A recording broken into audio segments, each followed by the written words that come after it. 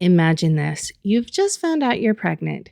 You're excited, of course, nervous, and already doing the math on how things will change in your life.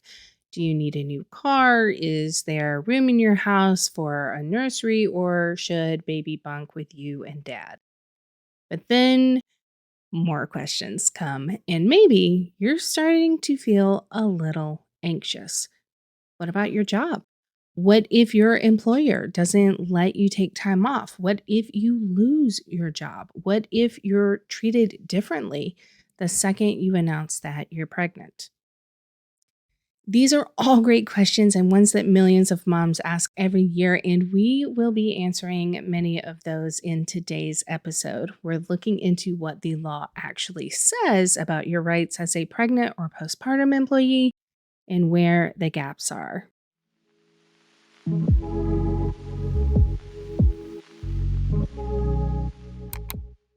Thankfully, many of us in the world have protections codified in the law and in culture. But alas, not all of us. In the US, you may be surprised to learn, or maybe not that surprised after all, to learn that not every woman is guaranteed maternity leave. Not every employer has to hold your job for you, and the protections we do have can come with big caveats. On Monday's Mom Monday episode, where I read concerns from the community, we talked about the anxiety women feel just telling their boss they're pregnant. If you haven't listened yet, I encourage you to go back. It lays the emotional groundwork for why this legal conversation matters so much. Because here's the thing, the laws themselves can send mixed signals about how much protection pregnant women really have. Let's start with the big one, the Family and Medical Leave Act, or FMLA. On paper, for many of us, it's reassuring, something likely many of us have heard of, maybe even think we understand. Up to 12 weeks unpaid leave with your job protected for the birth of your child. But here are the catches. First, there are employer exemptions. FMLA only applies to employers with 50 or more employees within a 75-mile radius. Smaller businesses, they don't have to comply. But in my experience, smaller businesses often don't know that because a 3-month maternity leave is so standard in the US. And even for the ones who do know that, they are often, though not always, willing to hold your job for you. Second, there are employee exemptions. For the job you currently do have, you must have worked there at least 12 months and logged 1,250 hours in the past year. If you're part time, new to the job, or in the gig economy, you're out of luck. Again, this doesn't mean employees won't give you time off or any other benefit, but it does mean they don't have to. Third, unpaid leave. Even if you qualify, FMLA doesn't guarantee a paycheck. For many families, unpaid leave isn't a real option, so you may well be saving up money or cashing in your PTO. If your company has a use it or lose it policy, they may be willing to allow you to hold onto that portion of your paid time off bank in the event of maternity leave. You have to ask. So yes, FMLA does protect some, but it leaves a whole lot more women behind than it should. Next is the Pregnancy Discrimination Act of 1978, amended Title VII of the Civil Rights Act. Yes, that is a mouthful. What it says is simple, though. You can't be treated unfairly at work just because you're pregnant, gave birth, or have related medical conditions.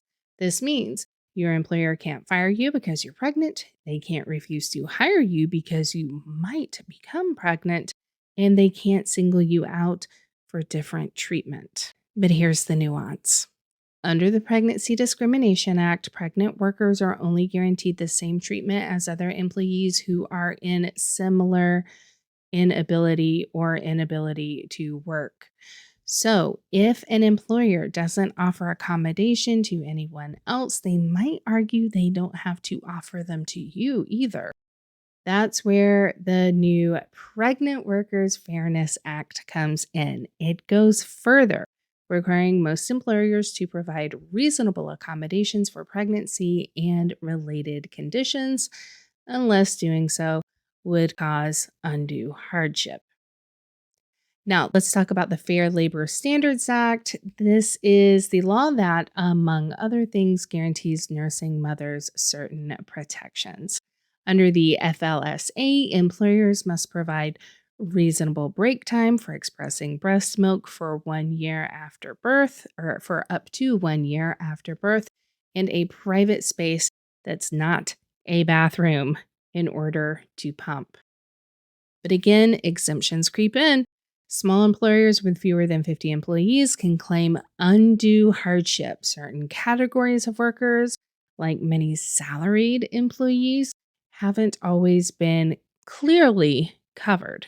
Protections have expanded in recent years, but gaps still exist.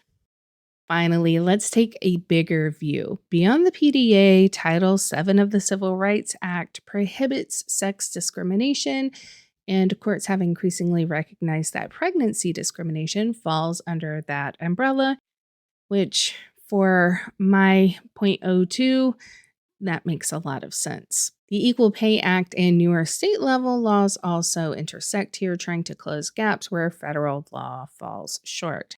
But here's the takeaway: while laws exist, enforcement is uneven, exemptions are common, and cultural attitudes and general ignorance of the law may undermine your rights. So remember the question at the start, however many minutes ago it was, wondering if your employer has to hold your job for you? The resolution is this: sometimes they do, sometimes they don't.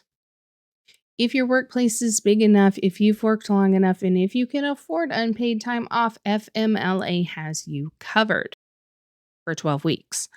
If not, you may find yourself with fewer guarantees than you thought. And by the way, that 12 weeks also includes time that you might take off before the actual birth of the baby. The laws on the books: FMLA, PDA, FLSA, Title VII are all steps forward. And fortunately, in the US, there are many, many states with some form of protections on the books beyond what is federally mandated. The Department of Labor Women's Bureau has a really handy visual to help you know exactly what's on the books in your state and lets you focus on pregnancy discrimination, accommodation, and breastfeeding. This resource is actually the first place I would stop if I were pregnant or nursing and want to know more about legal protections that exist for me.